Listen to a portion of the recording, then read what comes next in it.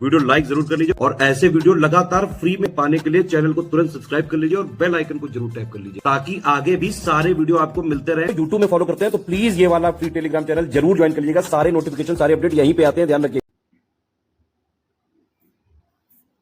नमस्कार दोस्तों, exam preparation के यूट्यूब चैनल पर मैं प्रियंका एक बार फिर से आप सभी का बहुत बहुत स्वागत करती हूं।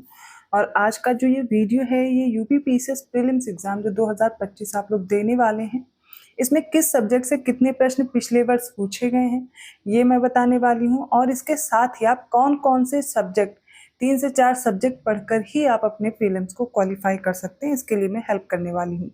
जो भी जैसे आप अपनी पढ़ाई कर रहे हैं वैसे ही कंटिन्यू रखिए। बस ये वीडियो आपको हेल्प करेगा कि किस सब्जेक्ट का वेटेज कितना ज़्यादा है, किसको आपको ज़्यादा इंपॉर्टेंस देनी है और किसको आप कम समय में तैयार करें।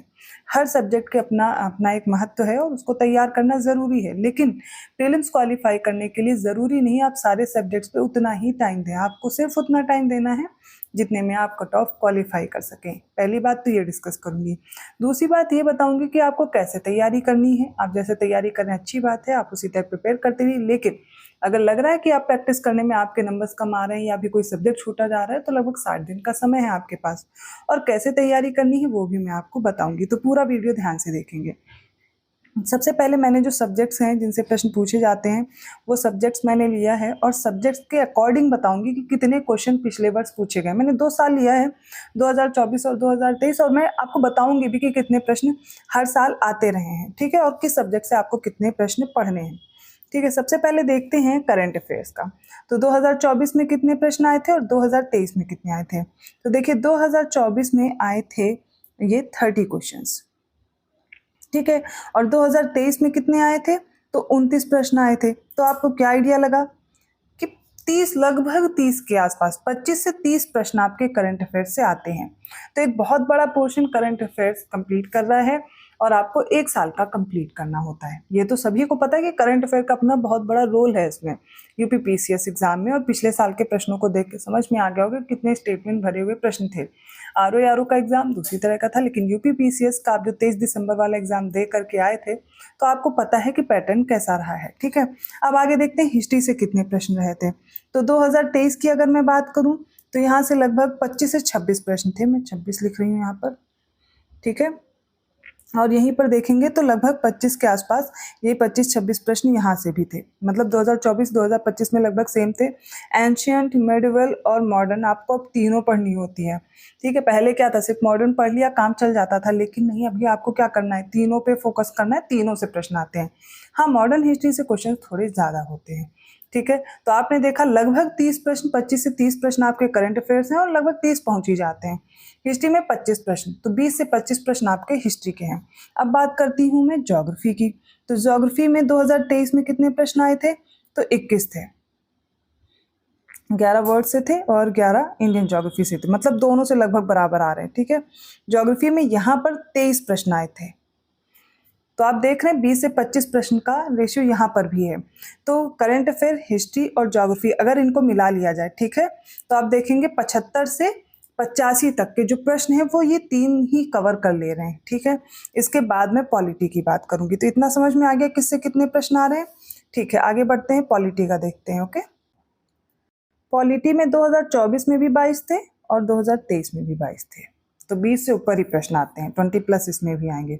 अब आप देख रहे हैं 100 क्वेश्चन तो यहीं से कंप्लीट हो गए। बट किसी का हिस्ट्री नहीं कंप्लीट होता, ज्योग्राफी अच्छी होती है, किसी की ज्योग्राफी अच्छी होती है, हिस्ट्री इतनी अच्छी नहीं होती।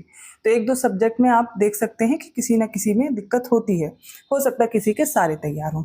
अब हम बात करते हैं साइंस से। साइंस से भी ठीक ठाक प्रश्न आते हैं। तो 2023 में 19 प्रश्न आए थे, ठीक है। 2024 में साइंस से कितने प्रश्न थे तो 24 प्रश्न थे। तो यहाँ पर 20 से 25 प्रश्न साइंस से आते हैं, ठीक है। अगर मैं इकोनॉमिक्स की बात करूँ तो इसमें क्या है, तो 2024 में 15 प्रश्न थे और इसमें देखेंगे 11 थे। 2023 में 7 करंट के थे इधर, और इकोनॉमिक्स में भी करंट अफेयर मिला लिया जाता। तो करंट अफेयर का रोल बहुत ज़्यादा हो जाता अगर इकोनॉमिक्स करंट अफेयर भी मिला लीजिए, ठीक है। तो 30, 35, 40 प्रश्न आपके करंट अफेयर से होते हैं। तो करंट अफेयर आपने पढ़ लिया है।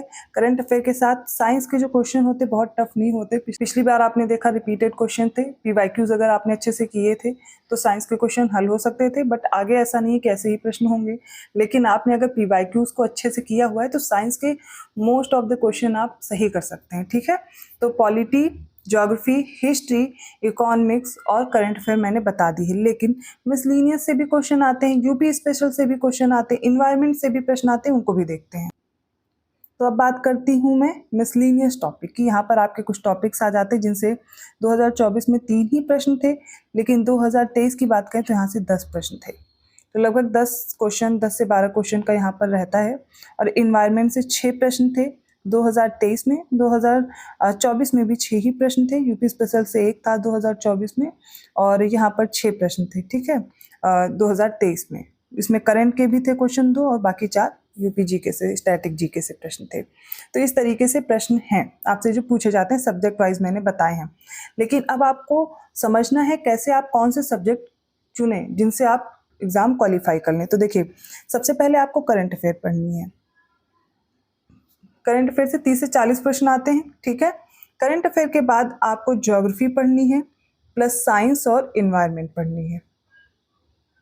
ज्योग्राफी, साइंस और इन्वायरमेंट, ठीक है। तो आपने देखा है इन्वायरमेंट से लगभग आपके 6 से 10 प्रश्न आ जाते हैं, वो आपको करने हैं, ठीक है। करंट अफेयर से आपके 30 से 40 प्रश्न होते हैं, ज्योग्राफी से लगभग 25 प्रश्न। मैं इसी तरह लिख भी दे रही हूँ सामने, ठीक है। 30 प्लस प्रश्न आपके करंट अफेयर से हो जाते हैं, ज्योग्राफी के प्रश्न 20 से 25 हो जाते हैं, ठीक है। वर्ड और इंडियन दोनों पढ़नी है। साइंस से भी यही रेशियो रहता है ना, इस बार 24 प्रश्न आए थे तो लगभग 20 से 25 लगभग प्रश्न मैं लगभग डाल रही हूँ। और इन्वायरमेंट भी मैंने इसी में मिला लिया, क्योंकि अगर ऊपर नीचे कुछ प्रश्न हो तो लगभग इतना हो जाए, प्लस 5 और कर लीजिए, ठीक है। तो 30 60 हो गए, 60 और ये आपके 75 से 80 प्रश्न आपके यहीं से हो गए, ठीक है। दूसरा, आप पॉलिटी तैयार कर लीजिए, साथ में पॉलिटी तैयार कर लिया आपने पहले, ठीक है। इससे भी आपके प्रश्न कितने 22 पूछे गए ना, तो 20 में मान के चल रही हूँ, लगभग 20 प्रश्न तो हर हाल में आने ही हैं। अब यहाँ पर आप लगभग 100 के आसपास पहुँच रहे हैं। अभी आपने हिस्ट्री नहीं पढ़ी है, अभी आपने मिसलिनियस टॉपिक नहीं छुआ है, और इकोनॉमिक्स भी नहीं छुआ है, यूपी स्पेशल भी नहीं छुआ। इतने में ही आप कट ऑफ क्वालिफाई कर सकते हैं, ठीक है। तो ये एक सब्जेक्ट वाइज एनालिसिस मैंने दी है कि किस सब्जेक्ट से कितने प्रश्न पूछे जाते हैं। लेकिन अब तैयारी कैसे करें, कहाँ से आप इतने कम समय में वही सब्जेक्ट, वही टॉपिक चुने हैं जिनसे प्रश्न पूछे जाते हैं, अभी आपको कैसे पता चलेगा। तो आपको पीवाईक्यू एनालिसिस होनी चाहिए। जो पहले से एग्जाम दे रहे हैं उन्हें पता है, जो पहले से एग्जाम नहीं दे रहे उनके लिए दिक्कत है। वो कैसे तैयार करेंगे, आपके लिए मैं कुछ वीडियो से, इसी वीडियो के माध्यम से मैं हेल्प कर दे रही हूँ कि आपको कैसे तैयार करना है। तो स्टडी फॉर सिविल सर्विसेज के ये मैंने सैम्पल नोट्स लिए हैं, जिनको देख करके आप समझ सकते हैं आपको किस तरह से तैयारी करनी है, कैसे नोट्स आपके पास होनी चाहिए, कैसा स्टडी मटेरियल आपके पास होना चाहिए जिससे आप एग्जाम क्वालिफाई कर सकें, ठीक है। जो खुद से सेल्फ स्टडी कर रहे हैं वो वैसे ही तैयारी करेंगे, जो अभी तैयारी नई तरीके से शुरू किए हैं या फिर अभी तैयारी आपकी उस तरीके से नहीं हो पाई कि आप कट ऑफ क्वालिफाई कर सकें, ठीक है, वो टेस्ट दे करके आपको पता चल जाएगा। तो अब आप देखेंगे, अब आपको मैं कुछ अच्छे फैक्ट इसलिए बताने वाली हूँ कि आपको देखिए नोट्स मैपिंग के साथ मिल रहे हैं।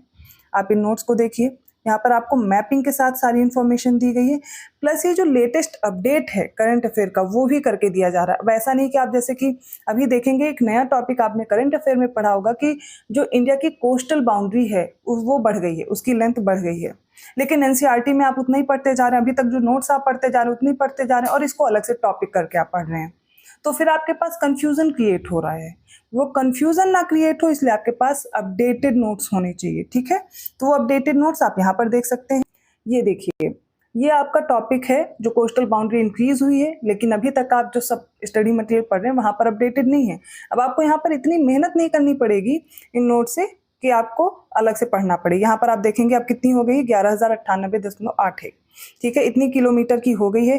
किसमें कितना इंक्रीज हुआ है, अब टोटल बाउंड्री किसकी, अब ये क्रोनोलॉजी में अगर अब आ जाए ना तो अब गलत हो जाएगा, क्योंकि आप तो पहले का पढ़े बैठे हैं।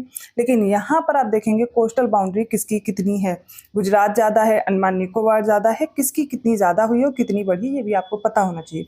तो अपडेटेड नोट्स होने चाहिए आपके पास। इसी तरह आपको सारे सब्जेक्ट के मिल जाएंगे SCS के द्वारा। तो 60 दिन का समय है। आपको पता है प्रीलिम्स क्वालिफाई करने के लिए लगभग आपको 100 क्वेश्चंस करेक्ट करने होते हैं, लगभग, मैं ये नहीं कह रही हूँ कि 100 ही होंगे, इससे कम पे भी हो जाता है। लेकिन आपका क्या टारगेट होना चाहिए कि 100+ क्वेश्चंस आपके करेक्ट होने चाहिए। उसके लिए मैंने सब्जेक्ट बताए आप कौन कौन से तैयार कर सकते हो, हर सब्जेक्ट वाइज बता दिया कितने प्रश्न आते हैं। अब आप डिसाइड कीजिए कौन सा सब्जेक्ट आपका स्ट्रांग है, उससे आपको पढ़ना है। अब आप क्या कीजिए, अगर आप कर सकते हैं तो स्टडी फॉर सिविल सर्विसेज का जो टेस्ट सीरीज है वो ज्वाइन कीजिए और साथ में स्टडी मटेरियल ले लीजिए। अब आप क्या करेंगे, उसको डेली पढ़िए जैसे आपको पढ़ाया जा रहा है, सिर्फ नोट्स को रीड करना है, समझना है और डेली प्रैक्टिस करनी है। फुल लेंथ मॉक टेस्ट लगाइए, सब्जेक्ट वाइज टेस्ट लगाइए। पेपर टफ हो, ईजी हो, कैसा भी आएगा आप आसानी से कट ऑफ क्वालिफाई कर लेंगे, ठीक है। तो इसके लिए, और जो खुद से पढ़ रहे हैं उन्हें लगता है कोई हेल्प चाहिए, तो आपको क्या करना है, स्टडी फॉर सिविल सर्विसेज का जो मेन चैनल है करंट अफेयर्स, आप वहाँ से पढ़ लीजिए, वीडियो अवेलेबल है। लेकिन आपको PDF चाहिए तो उसके लिए आपको कोर्स ज्वाइन करना पड़ेगा। लेकिन फ्री में भी मटेरियल मिल रहा है, तो आपको क्या करना है, वो वीडियो करंट अफेयर तो वहाँ से बाहर आ ही नहीं सकती, आपको तो नहीं कर लेना है। जो खुद से बुक से पढ़ रहे हैं वो आप टॉपिक समझ लीजिए कि किस सब्जेक्ट का कितना वेटेज है, लेकिन PYQ एनालाइज जरूर कीजिएगा। ऐसा नहीं है कि PYQ रिपीट होकर तुरंत सामने वैसे ही दिख जाएंगे, हेल्प करेंगे कि कहाँ से प्रश्न पूछे जाते हैं और किस प्रकार के पूछे जाते हैं। जैसे कि कोई शासक है, उनको क्रोनोलॉजी पूछ ली जाती है, कोई भी डायनेस्टी लेंगे और उसमें से क्रोनोलॉजी दे दिए, ठीक है। तो क्रोनोलॉजिकल क्वेश्चंस बहुत आते हैं हिस्ट्री में भी, और बाकी आप जो देख ही रहे हैं पेपर्स, मॉक टेस्ट बहुत अच्छे से सॉल्व कीजिए। आपको कंटेंट वही चूज करना है जो आपको सिलेक्शन दिलाए, ना कि आपको अच्छा लगे, ठीक है। स्टडी मटेरियल आपको लग रहा है बहुत ज़्यादा टफ है क्योंकि ये तो इतना ज़्यादा हम पढ़ ही नहीं पाएंगे, तो इसका क्या मतलब है, आप PCS का एग्जाम दे रहे हो और वहाँ से प्रश्न आएंगे वो आप करेक्ट ही नहीं कर पा रहे हैं। इजी पढ़ने से ही एग्जाम अगर क्वालिफाई हो जाता तो बहुत आसान होता प्रीलिम्स क्वालिफाई करना। तो कट ऑफ अगर आपको क्वालिफाई करनी है तो आपको मैंने GS की ये स्ट्रैटेजी बताई, CSAT की अलग से बताऊंगी, ठीक है। CSAT में आप सभी को पता है 2 पेपर होते हैं। CSAT में आपको क्वालिफाइंग मार्क्स लाने होते हैं, 66 मार्क्स लाने होते हैं, ठीक है। प्रत्येक प्रश्न 2 मार्क्स के होते हैं, 100 क्वेश्चंस आते हैं, तो आपको सिर्फ उतने ही क्वेश्चंस करेक्ट करने होते हैं क्वालिफाई होने के लिए, ठीक है। उसके लिए अलग से स्ट्रैटेजी बताऊंगी। वीडियो कैसा लगा कमेंट करके जरूर बताइएगा, कहीं भी कोई डाउट रह जाता है, अगर टॉपिक वाइज भी आपको प्रॉब्लम हो रही है आप बताइएगा, मैं अलग से वीडियो प्रोवाइड करूंगी। UPPSS प्रीलिम्स के लिए क्या स्ट्रैटेजी हो, कैसे तैयारी करें, हर एक चीज़ में मैं हेल्प करने वाली हूँ, ठीक है। तो आप बताइएगा मेरा ये वीडियो आपके लिए हेल्पफुल रहा या नहीं, और लोगों को शेयर भी करते रहिए, ज़्यादा से ज़्यादा लोगों तक पहुँचाइए जिससे वो अपनी तैयारी और अच्छे से कर सकें, ठीक है। तो मैं मिलती हूँ ऐसे ही इंपॉर्टेंट वीडियो के साथ अगली क्लास में, तब तक के लिए धन्यवाद। और आप अभी तक चैनल सब्सक्राइब नहीं किया है तो कर लीजिए, धन्यवाद।